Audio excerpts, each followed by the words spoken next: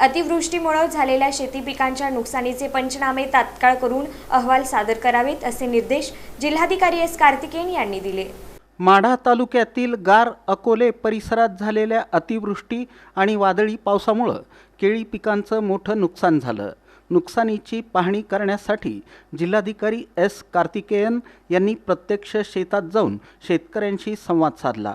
या पाहणी दरम्यान जिल्हाधिकाऱ्यांनी शेतकऱ्यांकडून झालेल्या नुकसानीची माहिती जाणून घेतली आणि कृषी तसंच महसूल विभागानं झालेल्या नुकसानीचे पंचनामे तात्काळ पूर्ण करून अहवाल सादर करावेत असे निर्देश त्यांनी दिले।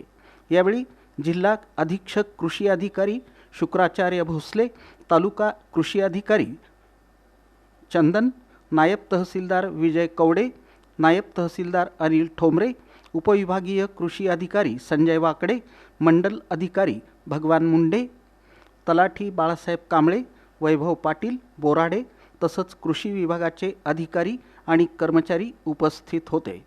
जिल्हाधिकारी एस कार्तिकेयन यांनी संबंधित कृषी अधिकारी आणि महसूल विभागाला तातडीनं पंचनामे करून शेतकऱ्यांना दिलासा देण्याचे निर्देश दिले।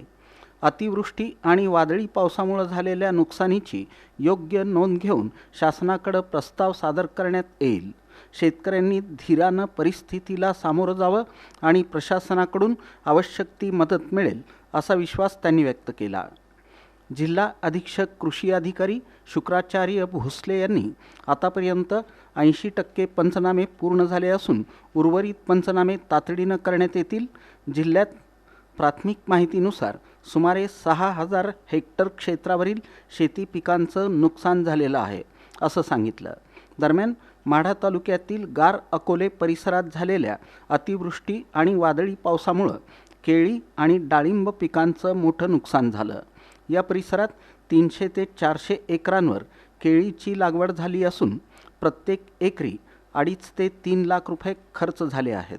अतिवृष्टी आणि वादळी पावसामुळे फळबागांचं 100% नुकसान झालं असून शेतकऱ्यांनी तातडीनं नुकसान भरपाई मिळावी अशी मागणी केली।